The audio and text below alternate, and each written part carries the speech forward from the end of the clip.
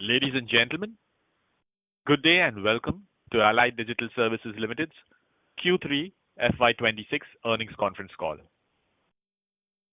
As a reminder, all participant lines will be in the listen-only mode, and there will be an opportunity for you to ask questions after the presentation concludes.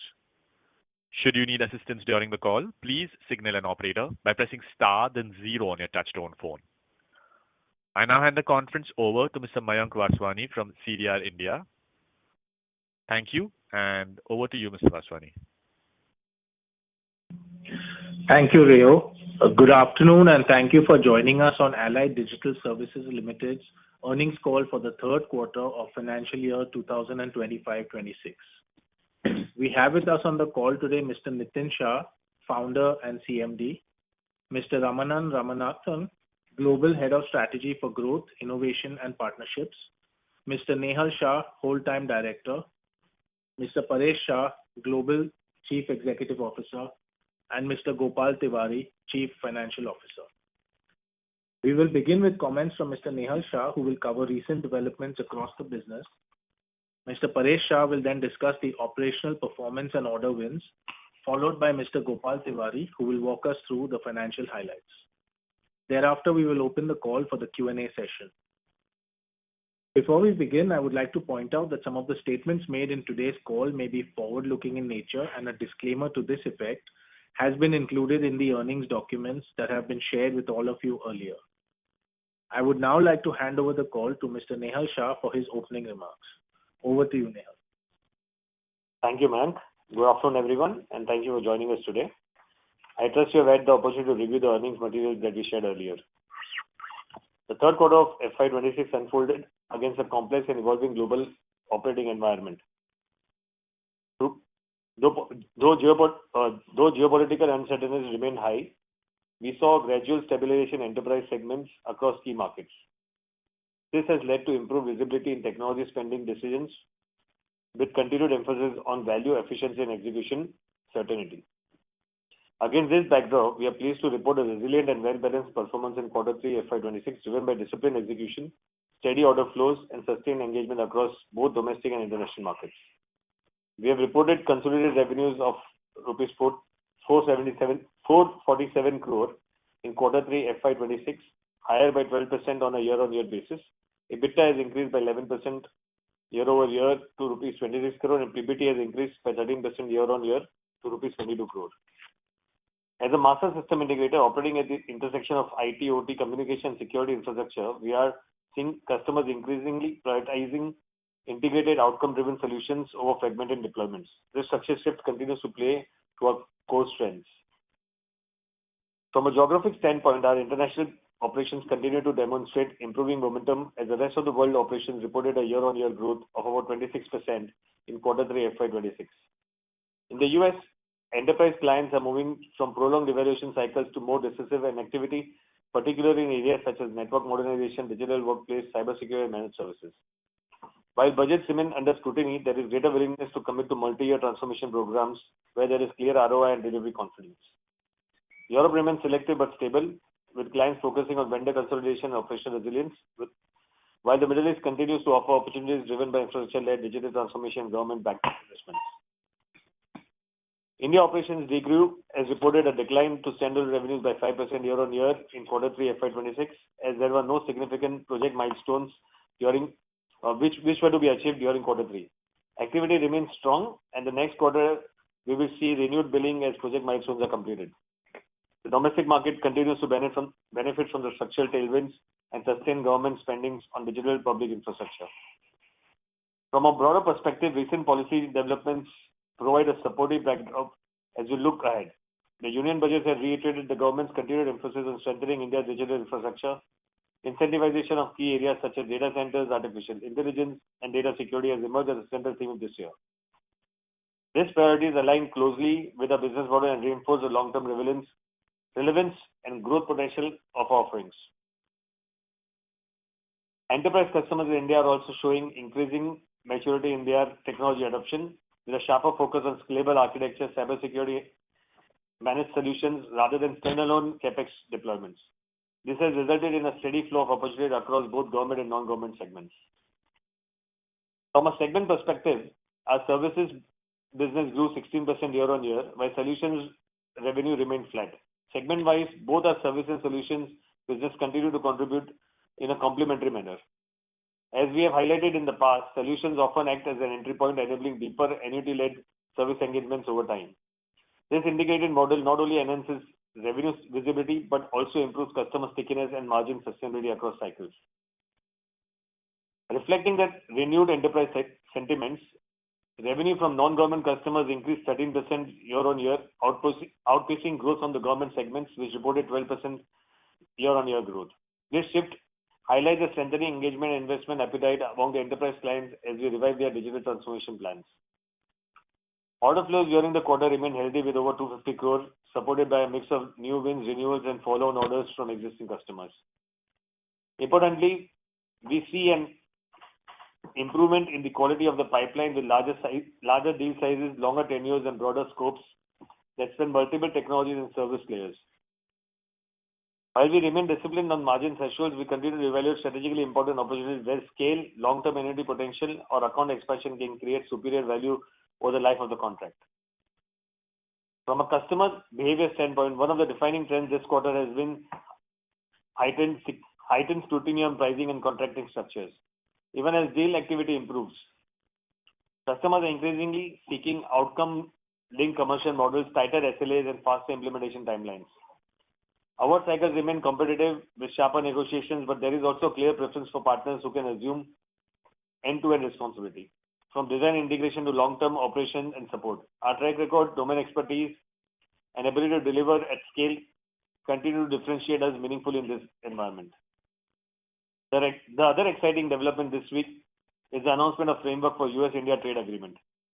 This removes the overhang for last few months and will draw out a clear path towards incentivizing greater economic cooperation between the two countries. With our established presence in the US and integrated execution capabilities across infrastructure, cloud, cybersecurity, and managed services, we believe these developments reinforce the long-term opportunity set for Air Digital. Overall, while the external environment remains dynamic, we believe the worst of the demand uncertainty is behind us. The gradual recovery in discretionary spending, combined with sustained public sector investments and increasing convergence of technology domains, position us well as we move into final quarter of the financial year. Our focus remains firmly on execution, excellence, prudent capital allocation, and building a robust, diversified order book that supports sustainable growth. With that, I will now invite Paresh Shah, our Global CEO, to take through the order book, strategic initiatives, and outlook in greater detail. Over to you, Paresh. Thank you, Nehal. Good day, everyone, and thank you for joining us.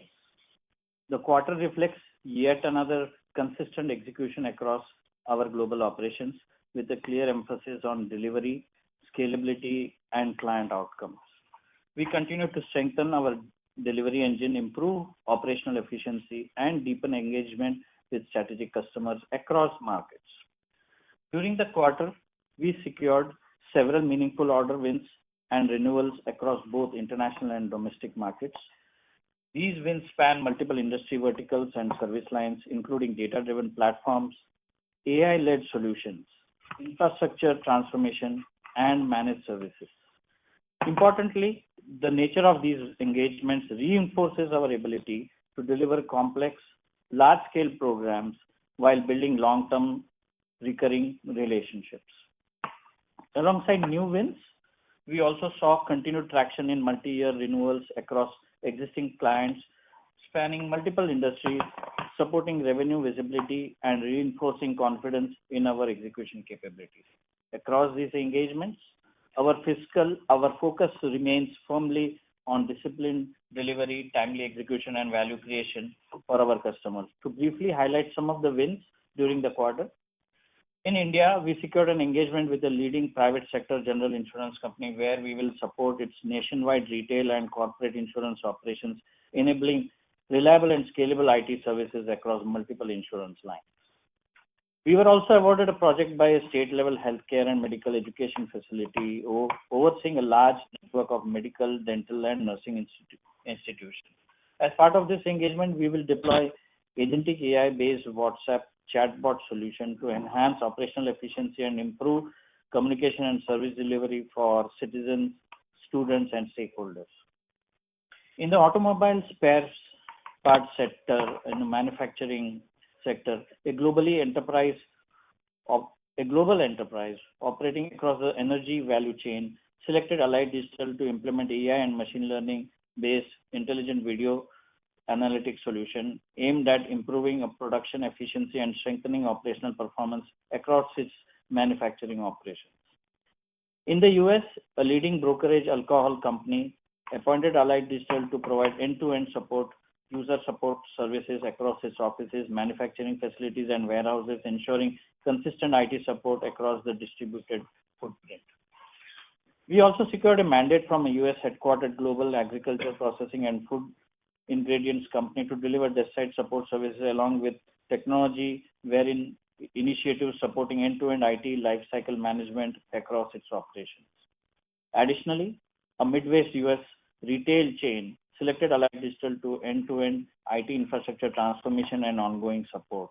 As part of this engagement, we will operate a 24/7 global service desk in both English and Spanish, supporting employees and contractors across North America. Overall, these wins reflect the increasing reliance on Allied Digital as its trusted execution partner for mission-critical IT environments, supported by our global delivery model and integrated service offerings. With that, I will now hand over to our CFO, Mr. Gopal Tiwari, who will take you through the financial performance of the quarter. Thank you, Paresh, and good afternoon, everyone. I'll take you through the financial performance for the third quarter of FY26 and highlight some of the underlying dynamics shaping our results this quarter, particularly in comparison to the trends we witnessed in the earlier part of the year. We are pleased to report continued strong momentum in our business, as reflected in robust double-digit growth in top-line performance. Revenues for Q3 FY26 stood at Rs 247 crores, representing a year-on-year growth of 12%.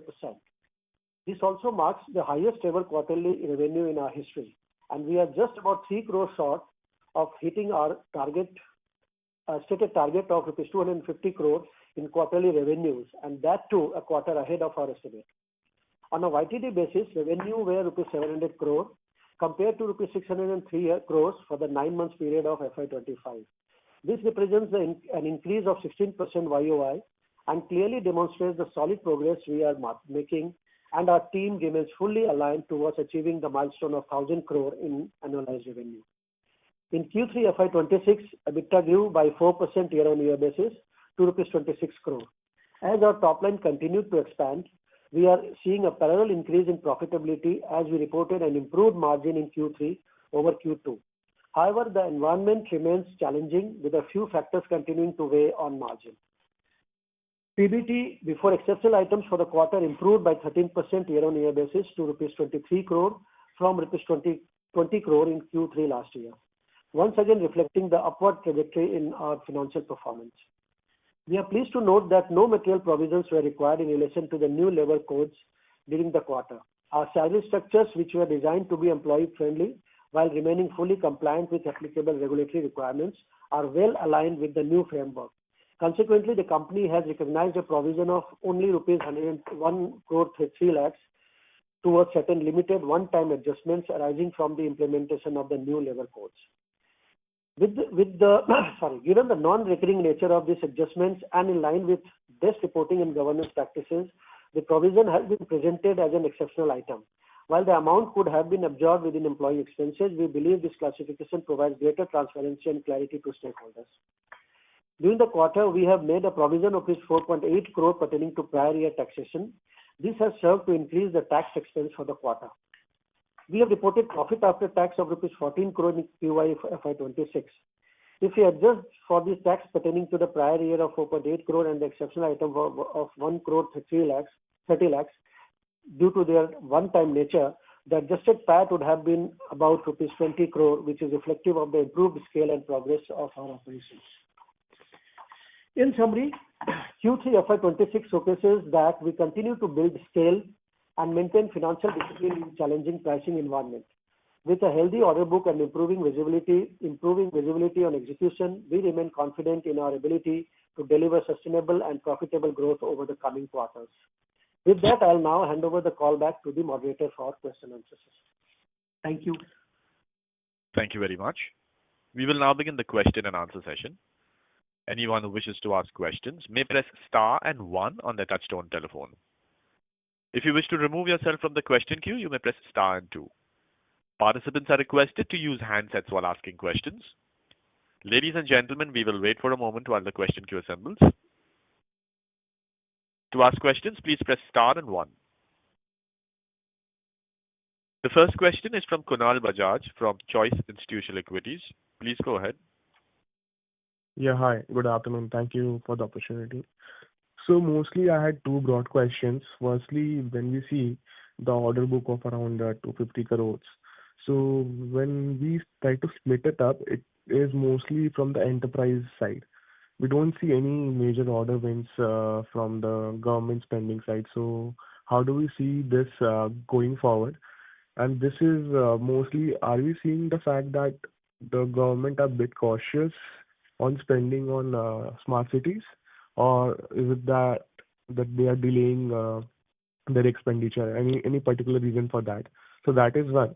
And the second is around the solutions and services mix. Obviously, we know that solutions is the first leg of the contract we generally get, and that is why we see the services revenue is mostly growing a bit better as compared to solutions, because we see that most of the deal wins we had have moved on from the solutions end to the services end. So what we see, how do we see the mix going forward over the next 2-3 quarters? Yeah, that are the most broad two questions I have. Thank you. Thanks, Kunal, for the questions. I think the government orders are typically large orders, and they take time once we have the whole bid process going on. While we are talking, you are aware that Maharashtra underwent elections or different municipal elections and stuff, and a lot of this orders that were in the pipeline were delayed for that reason for the last quarter. But we are seeing a lot of movement happening, bidding going to the next stage of financial openings and stuff. So we see a lot of progress happening there. And the next 2 months are going to be crucial, because while we are talking, there are a lot of bids that we have submitted and waiting for the bids to open up. Typically in the rest of India also, the case is that wherever there is a pipeline which is available and where we are bidding, the evaluation of those projects are on, and we are expecting there also some movement to happen. But our focus typically for the current quarter and the next quarter is going to be for the Western Railways, metros, and Maharashtra as a state. So we see a very healthy pipeline coming in there, and we'll see some kind of announcements coming in of order wins if we win some of them in the next 2 months. And regarding solution services split, the mix is always going to be there. We would eventually want our services revenue always to be higher, because that gives a lot of stability with terms of revenue recognition. But solutions gives us that X factor mix where it also helps us in getting the top line, vis-a-vis also making sure we are working on large projects and then eventually converting into services business. So that mix is going to be there. This quarter was a little bit slow, because even the projects that we are implementing, the current project which is being implemented, Pune, also saw some delays with request to the implementation due to the ongoing elections. So permissions for deployments were a bit delayed, and that's why there was a little slowness for this quarter. However, as you are aware, elections are once in 5-year thing, and it's not a thing that happens every quarter or every year. So this was very seasonal one time.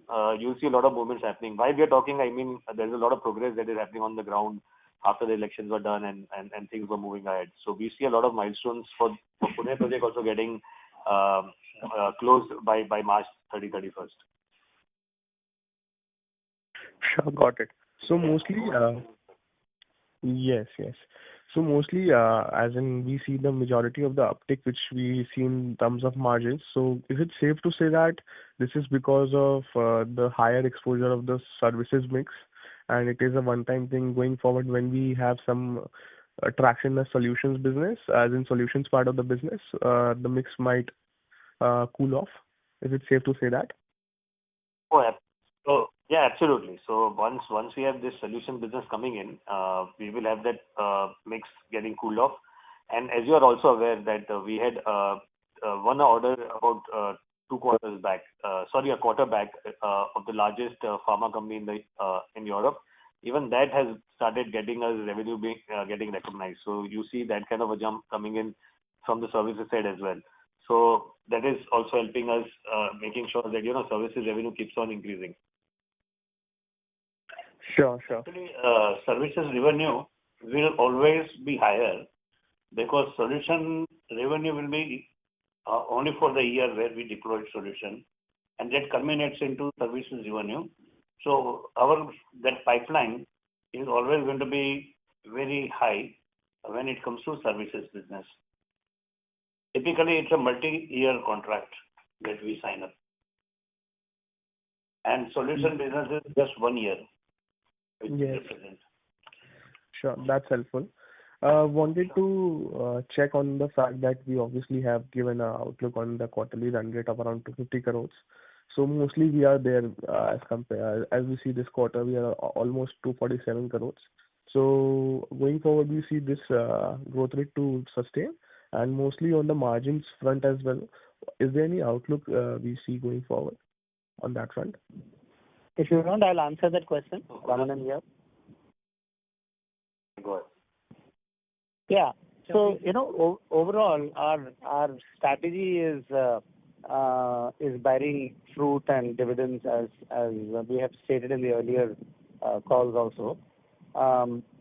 There is a tremendous focus now on AI-enabled infrastructure services, smart cities, as well as technology management. There is also a growing need for agentic AI solutions, whether it is in edge AI or whether it is in application development or whether it is in the infrastructure management.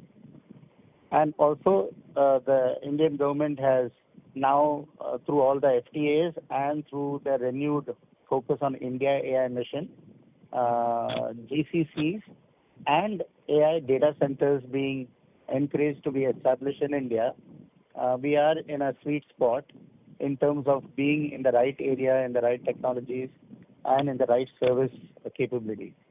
So all of these are going to play an important role in the growth of ADSL going forward. We are increasingly getting services businesses from the enterprise sector. We are also getting it from the international market. And the growing importance of cybersecurity is again another area of our focus for the last several years. And now we are seeing increasing demand in these services. So with this, business trends and technology trends accelerating in the marketplace, ADSL is well positioned to leverage and capitalize on the demand from the market and be able to therefore grow in a significant manner over the next couple of years.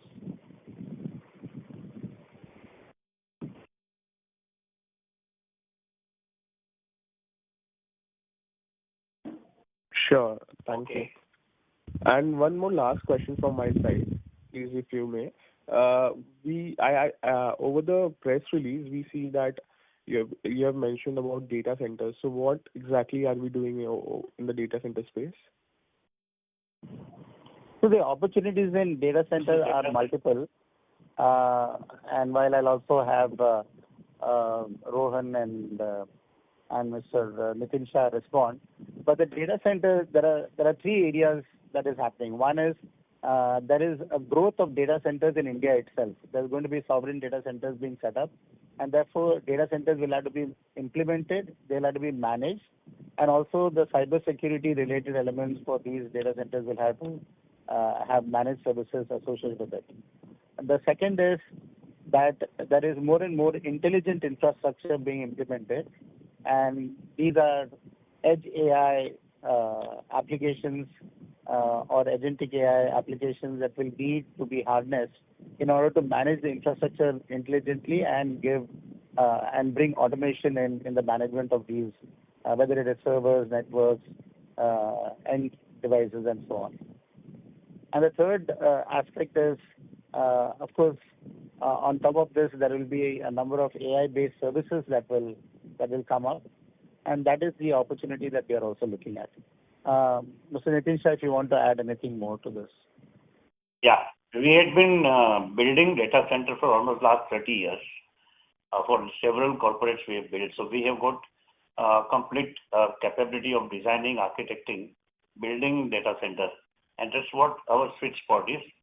So there are data centers which are owned by somebody else, large players, and they give provisions of infrastructure to the clients.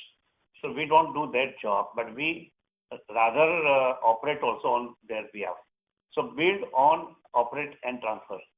So we are into the build of data center, operation of data center, and manage data center. That's how our job is. We are not going to be typically compete with large data centers like Adani and Ambani and all. So Kunal, I hope you got the point. Typically, our expertise lies in architecting, designing, and implementing a data center. We've done that for about 15 cities across India. And our core competence lies in implementing data center rather than owning the realty space and making a data center and giving hosting service to our clients. Yeah, definitely. So we do have any projects which we are in pipeline for this space? So, yes, there are a lot of projects. So any government or smart city, safe city project or any railways project or anything of that sort that we take up are all having data center by default inbuilt in those RFPs. So there are a lot of government projects that are there which are there where data centers need to be built up.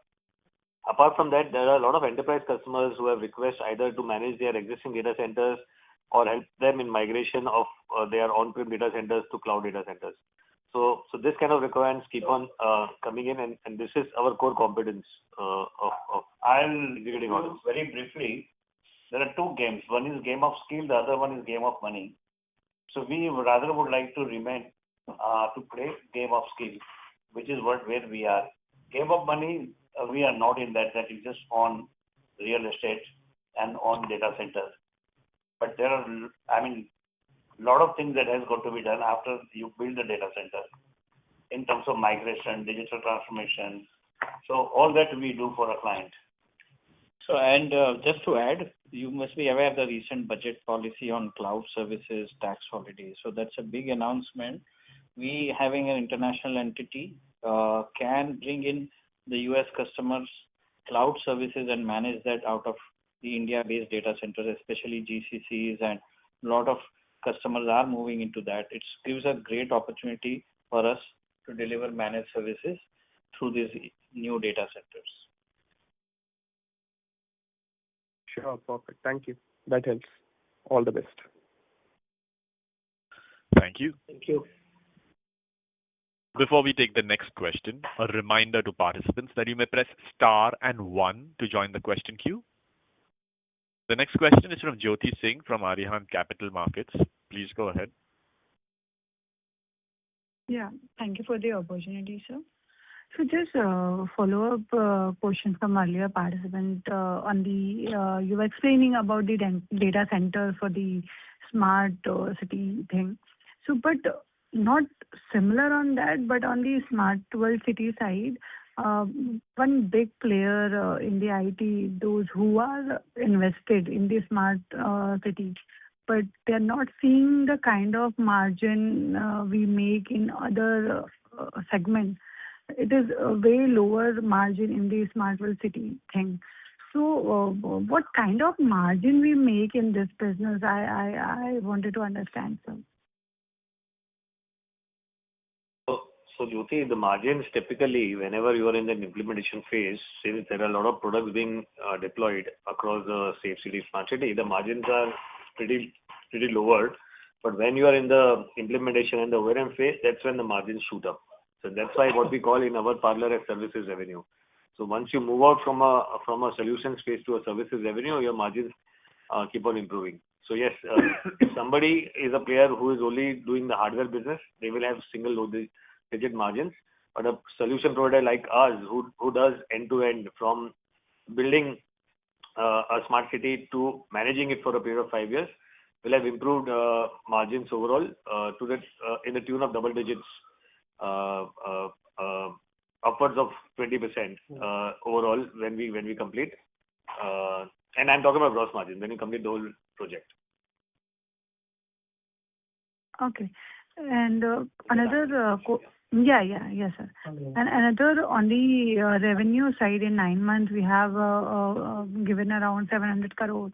So what kind of growth band should we expect going forward in FY27? It will be low teens or mid-teens kind of? So yeah, we are looking at mid-teens to be a little conservative. Okay, and this is largely driven by any project, if you can talk about that we are expecting going forward. And also, earlier you mentioned on the government project side. So what kind of improvement we are seeing? Because now DSO has improved to 75 days.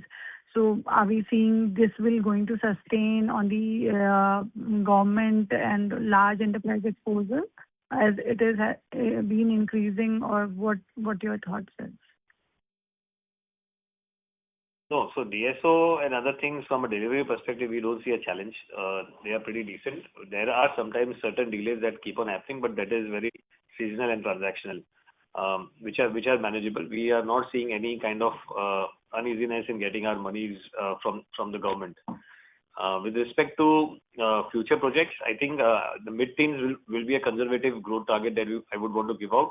The reason is beyond the macroeconomic conditions that we also have to keep in mind.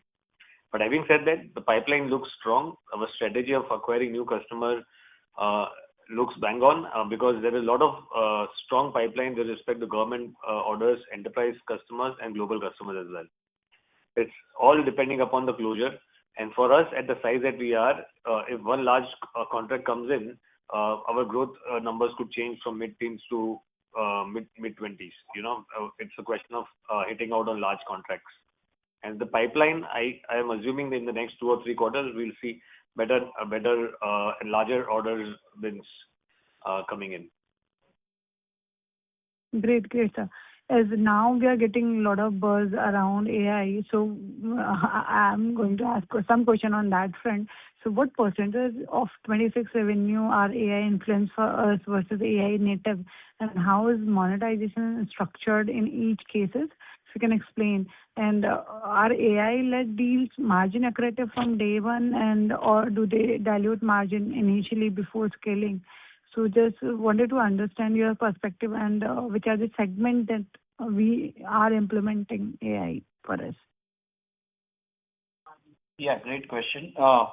Let me just update you. We have adopted AI first strategy. So every services of our organization will be, embracing AI and delivering AI, part of that solution or service as AI enabled. As you know, we have also developed our agentic AI platform. We are also working on several agentic AI platforms, commercial platforms like Microsoft Copilot and Google Gemini. We already had a couple of deployments already running today with our customers, as well as on internal operations. Today, our NOC, drives AI ops as part of building complex solutions and resolving critical issues using our own AI engine. So we see tremendous traction in terms of usage of AI over time. And if I look at it, definitely there will be more and more percentage of AI getting significantly contributing in the coming months. That's what I see. I cannot exactly give you any percentage, but it has become now ingrained into every services. So definitely there will be a portion of AI. And today we have won few deals this quarter also. I already talked about it. At least 3 deals of them are already leveraging AI into some or the other extent. So this is what we see, that the AI traction is real. Obviously, their benefits to the customers is slowly seen. Right now, a lot of customers are taking this as proof of concepts, but solidifying the use. And there will be a stage where they will see that yes, it has also impacted the ROI today. Okay. So once that is true, we see that at every kind of sale or every new customer going forward, definitely there will be use of AI, and this will be a contributor, big factor for us in the revenues. And what AI does is basically today, saves employee productivity, especially automation. Okay, AI generates an automation opportunity, and this is where we are moving fast to see how we can kind of give value to the customer as well as improve our profit margins. Great. AI is so much integrated to our existing business. It's very difficult to give a kind of numbers. How much did we get on AI, because it is completely integrated with our solutions. But we try to put AI in almost all the solutions that we provide, and our company is completely ready to face any challenge on AI. Okay, great, sir. Thank you. And sir, one last question. How does the net new client contribution in FY26 compare with 25 in terms of revenue depth and contract duration? If you can explain on that side. So revenue from last year to this year, net new revenue has gone up. You would have seen our order releases that we did. We've announced 1,000 crore worth of just 2 wins that we had this year. So typically when we go in the coming 2026, 2027, we see a lot of this billing happening. So net new order wins are going up, and we are progressing towards renewals as well. So renewals are happening. We have about 90% plus renewals that we have been able to do, and net new business has also gone up. So I don't see that as a challenge, and this will continue to make sure that the momentum is high, which is also reflecting in our revenues. Our revenues have also grown considerably if you just go 2 years back, what we are at today. Okay, thank you so much. Thank you. Before we take the next question, a reminder to participants that you may press star and 1 to ask questions. The next question is from Janice Chedda from Chemifin Family Office. Please go ahead. Good afternoon, sir. Am I audible? Yeah. Yes. Sir, I want to draw your attention to the audit qualifications that have been made in the audit note. So can you just give us some light on what is happening with respect to inventory, receivables, and the unbilled revenue part? See, I would like to explain that. In fact, these notes, the points are not new. In fact, last March onwards, these similar points are continuing. These are few things which we have realized we have accepted their points, and we are seriously working on that to rectify those points. So one is your physical verification. They have pointed out physical verification of fixed assets and inventory. That process is on. We are doing it ourselves, and we have appointed a third-party evaluator also. So we are contemplating to complete that entire process by 31st March, I mean by year end, this financial year end. So whatever outcome will be there of that verification and the exercise, we are going to take care of that by end of the year. Yeah.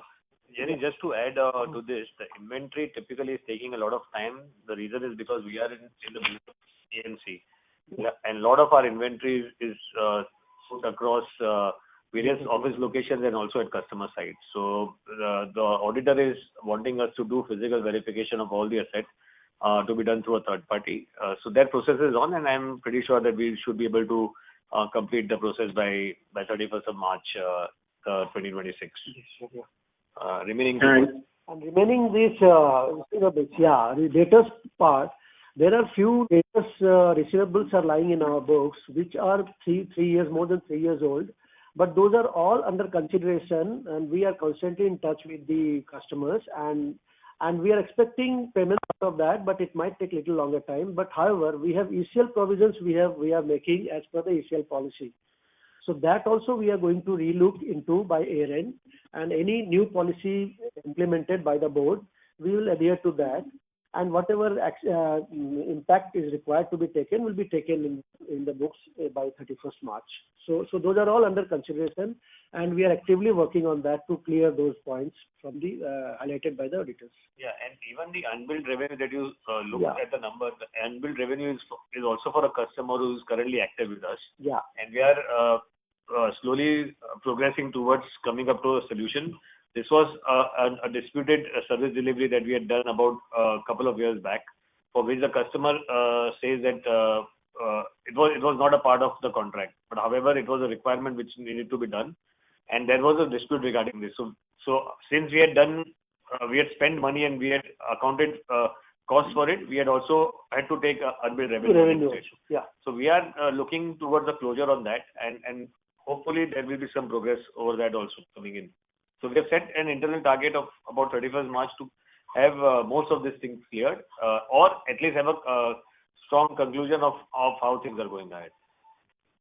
So will all of these things lead to an impact in the P&L once again for the year end? Because the same thing happened last year also in Q4, where there were Forex related issues. So is that same thing going to repeat in this year? Not exactly. Last year was some unusual and some legacy items were there and pretty old matters which were highlighted by the new auditors. So this is not going to be of that scale, but definitely whatever impact will be there, it will not be of that level. But we'll take corrective measures in this year itself, most of the points. Okay. And so in the P&L also there's previous year taxes which have been charged. So what is that about? Yeah, that amount pertains to earlier period. Earlier period provisions were made, but actual tax outflow were more than that. So that amount we have to take into account, and we have taken that amount in this quarter pertaining to earlier period. So if we take out that amount, then current year tax would have improved by that amount. So that is where the challenge is, that there's a lot of volatility in net earnings. So that is a bit of a challenge as an investor. One more last question from my end. You are talking about consolidating your US subsidiary into you. So any comments on that? So Jenny, this typically the subsidiary that we had acquired in the US was run through one of our companies that we had opened up as a SPV, Allied Inc. So typically what had happened in the transaction is that we had given a loan. A fund was provided from Allied India to Allied Inc., which is a US company, and Allied Inc. had acquired 81%, about 30% stake of Allied LLC, which was also called as On-Point Global Services. Now, this was always in the virtue of an investment. However, since it is shown as a loan in the books, we have to get the money back. And the way to get the money back is to close the SPV and have all the shares transferred of Allied LLC to be transferred back to India. So this typically will resolve all our outstanding issues that we have with terms of the first qualification that we have got. Yeah. Since it was an investment which was done to acquire a company, we have never considered it as it was a quasi equity. Quasi equity. In fact, that's why no interest were charged in last years. So we are working on that so that this loan amount can be converted into equity finally by 31st March, so that this qualification will also be removed permanently. This is also expected by end of this year? Yeah. That has to be, because then this point will go forever. That loan amount will be converted into equity, so that non-compliance will not be there. Okay. So one more question, if I may ask, you are speaking that this Q3 has been impacted because of the elections. So will that lead to any impact in the top line in the near run, or you still maintain your 250 plus for guidance by end of the year?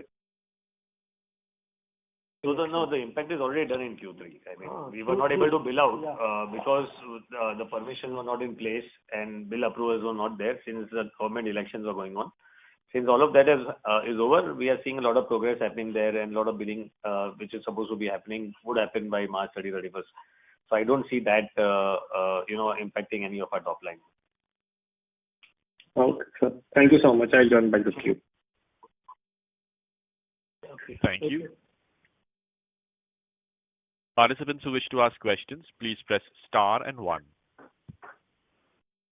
Ladies and gentlemen, to ask questions, please press star and 1. The next question is from Disha from Sapphire Capital. Please go ahead. Hello. Am I audible, sir? Yeah, please go ahead. Yeah. So firstly, coming on to the guidance, I think this year we are targeting 1,000 crores. So are we on track for that? So we should be able to do it in the last quarter, if not in the first and second. So our idea of 1,000 crore is to achieve 250 crore quarterly. Quarterly. And I feel Yeah. it should be 250. So we are at 247. We should be able to do 250 from next quarter onwards, and then keep on improving. So you might not see 1,000 crore coming in the top line for the whole year, but we are progressing towards it. So in the next year for sure. Okay, that's very clear. And so based on the margin guidance, I think last time we spoke, you mentioned that in the next 3-4 quarters we're looking to go to 11-12%, and then next 2-3 years move closer to the mid-teens. And we've seen the improvement. I think we're around 10.6% this quarter. We expect this momentum to sustain. Yes, we would want that to continue, and that is possible since as soon as our larger smart city implementation projections move into O&M, we'll see better and improved margins coming in. But Disha, the problem is that when we have large customer contracts being closed, I think you all should look at the ticket size of the contracts that we are closing in as well. With a 700-800 crore revenue top line, we announced 2 large deals worth 500 crore each last year. So when we acquire such kind of large customers, there is a lot of investments that also go in to make sure that we are having the right kind of team ability. And also, since most of these large contracts are multi-country also, a lot of investments go in to do compliance activities there as well. So any such kind of cost will always try to put a little bit burden on EBITDA. But having said that, our target from our internal process is very simple, to make sure that we keep on acquiring large customers, because they give us a lot of long-term stability, and then keep on improving on our operational cost. So while we are constantly improving our operational cost to make sure that our margins improve, sometimes due to some additional cost, the margins do get impacted. So our gross margins, if you check, our gross margins are pretty much improving quarter over quarter. Right. Apart from that, there are other things also that we are doing. In the US, we have also hired a chief growth officer. We are also hiring more sales people to put more foot on the ground to acquire more direct mid-sized customers, so that our revenues from a mid-sized customer also keeps on increasing, which will also help us to improve our margins, because then we are direct to those customers. Okay, makes sense. And so currently, you mentioned our focus is winning large customer contracts, right? So currently, with our current infrastructure that we have, what sort of the maximum order value we can serve right now, and where would we want to see this number going ahead? See, technically, I don't see that as a challenge to even go and do an order worth 2,000, 3,000 crore. But it has to be a combination of technical and financial capability both. So if we see that we have to go and bid for a large contract which is about 2,000, 3,000 crore, which we did bid for the Mumbai City Surveillance as well. We go with a partner. And contract sizes which are 500 crore, about 700,000 crore, we would want to do it by ourselves. So maybe one to two mid-sized contracts in the range of 400-500 crore is something which we have an appetite to do it by ourselves. We will continue to do so, other than the smaller ones that we keep on getting, so 50 crore, 70 crore, 100 crore. But slowly and steadily, we are progressing towards more larger deals, and this is what our strategy is. That in the next 2 to 3 years, you should be able to hear good large deals coming in from us. Okay, fair enough, sir. And so just one more thing. Last time, I think we spoke, there are also major European contracts that are in pipeline. So any update on that? And given the India-EU FTA, what sort of opportunity you see from that market? So we did announce, Risha, last year the large contract that we spoke of. So there are, apart from that, there are 3-4 good orders. I wouldn't say very large, but good orders that we've got with good customer base that we've already announced throughout the year in our earnings presentations as well. And Paresh has been talking about this wins consequently. And while we are talking the pipeline that we review every weekly, we also are seeing a lot of movement happening on the weekly pipeline as well. Large contracts coming in, bidding for them going on. The only question is sometimes the decision is taken in certain quarters, sometimes the decision is postponed. So if decision goes our way, then the numbers will improve accordingly. Yeah, just to add, I just FTA with just to add to what Nehal said. If you see, we are steadily growing both our international business as well as enterprise sector business. Now, both these businesses are heavily service oriented, and therefore the margins on these businesses are continuing to we are continuing to do well or improve on them. On the smart cities also now, the type of projects that are coming up and where we also have the ability to get higher margins is in the service solutioning part, where there are more and more AI application oriented solutions that are required. For example, you may have heard in Davos the declaration by the Maharashtra state that they are going to create an innovation city in Panvel and so on. Now, if we are talking about an innovation city, there's a lot of smart technology which has to go in, and also smart solutions which have to go along with that, including water management or electricity management and so on and so forth. So these are all opportunities where the margins can improve, not only because of the infrastructure that is being rolled out, but also solutions that we will develop and replicate in many other locations. Right. And so this order that we had won for this pharma company in Europe, what's the revenue visibility from that, and what's the margins there? So we are looking at a revenue top line of about 1 million a month, so about 12 million a year for 4 years. That's close to about 50 odd million. Margins would be in the teens. However, I will have to come back to you with the exact numbers because they keep on changing due to the change request and other things that keep on coming in. Okay. All right. Fair enough. Thank you so much, sir. That'll be my side. Thank you. Participants who wish to ask questions, please press star and 1. The next question is from Pratik Dedia, who's an individual investor. Please go ahead. Am I audible?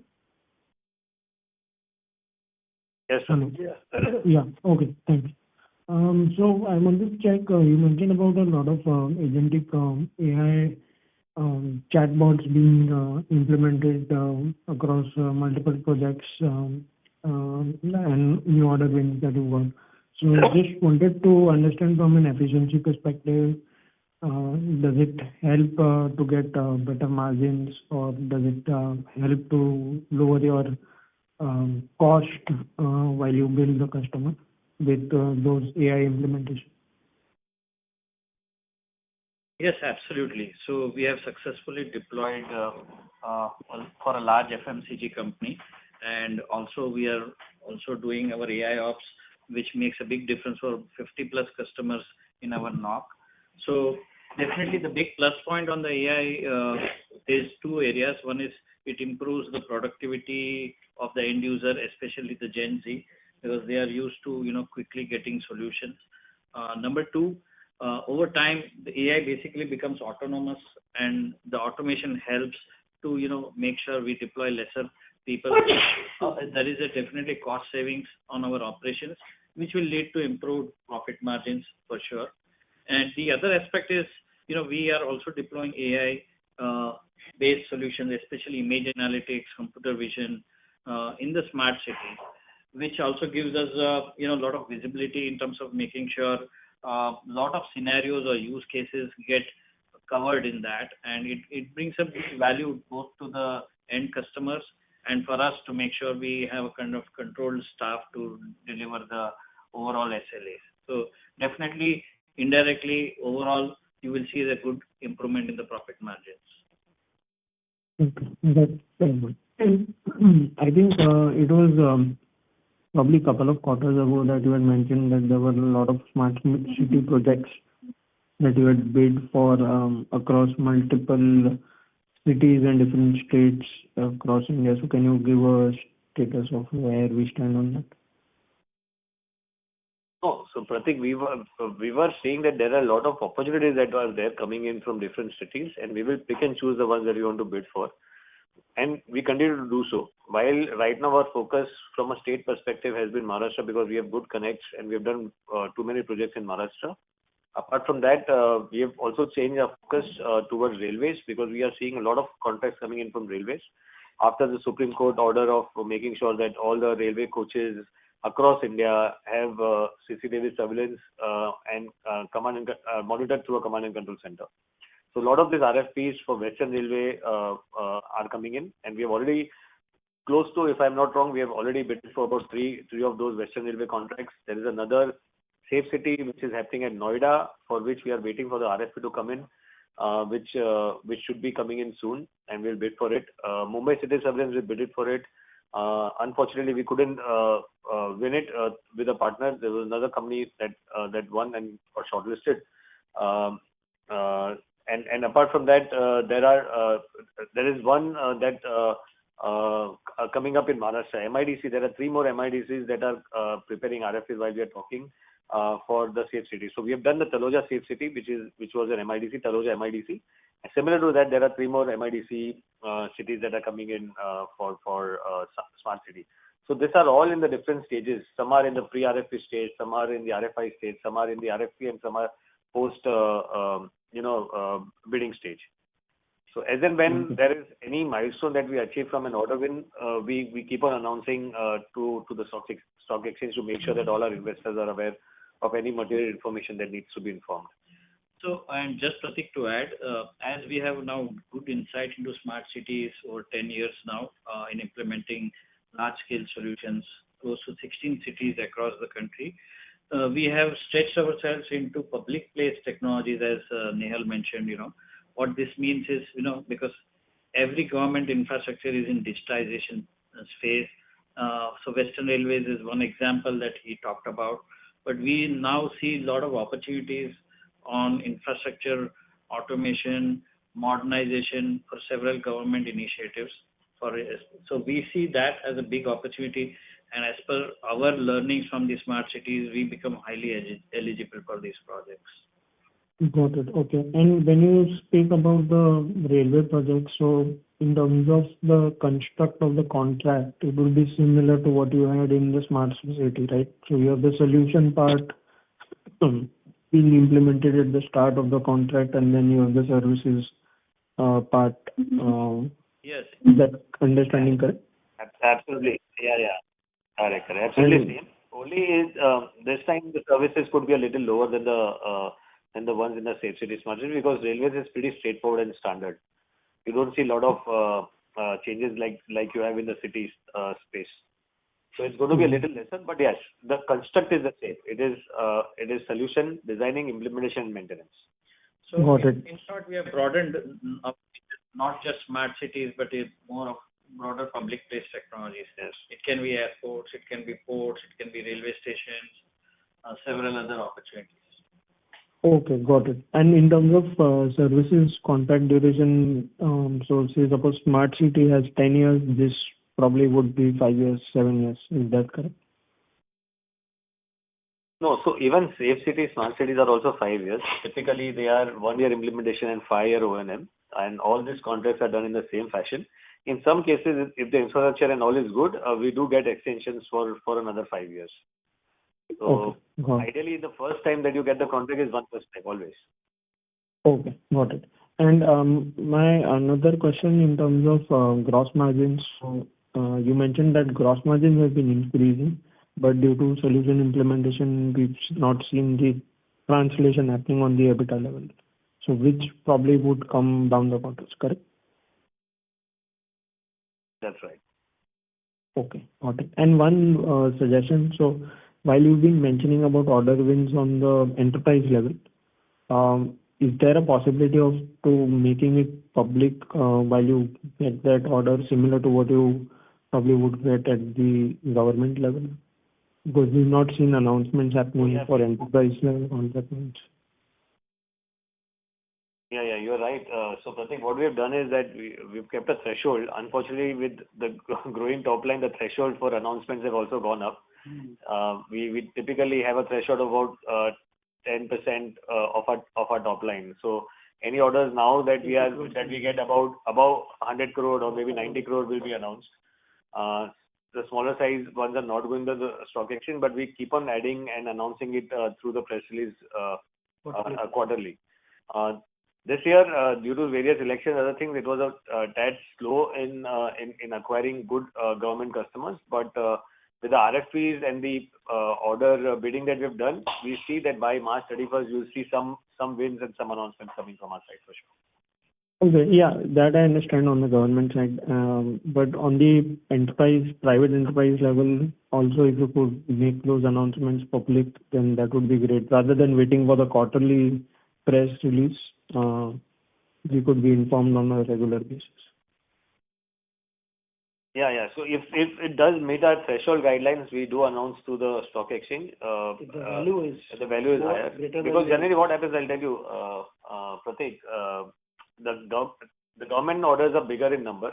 Enterprise are smaller, but are very, very lucrative, and we get a lot of farming opportunity inside. So I might enter a customer with a 10 crore or 12 crore kind of an order, which I find it difficult to announce every order in that scenario. But when we are inside, we see through farming those customer revenues going up. And that is, I think, most of the strategy that most of the big companies also have, where you enter small and then you farm and you grow the customer. And the same strategy that we are applying. So any wins that we do, we make sure that we are announcing quarterly to make sure, even if it's a small order, but it is very strategic to us, we keep on announcing. Sure. Okay. Fair enough. Got it. All right. Thanks for answering my question. Thank you very much. That was the last question in queue. I would now like to hand the conference back to the management team for closing comments.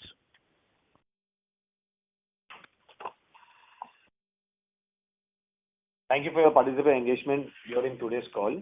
In closing, I would like to reiterate that we remain excited about the traction and momentum in the business and are looking forward keenly towards achieving a target of 1,000 crore annual revenues in the near future. Over the past few years, we have undertaken a comprehensive transformation across multiple dimensions, including governance, transparency, human capital, leadership, development, and our sales and marketing framework. These initiatives are strengthening the foundation of the organization, making it more agile and resilient, and ensuring that our growth remains sustainable, well-balanced, and not defined by financial performance alone. If you have any additional questions or queries, further information about our company, please feel free to reach out to our team or contact CDR India. We appreciate your continued support and confidence in Allied Digital. Thank you. Thank you. Thank you very much. On behalf of Allied Digital Services Limited, that concludes the conference. Thank you for joining us, ladies and gentlemen. You may now disconnect your lines.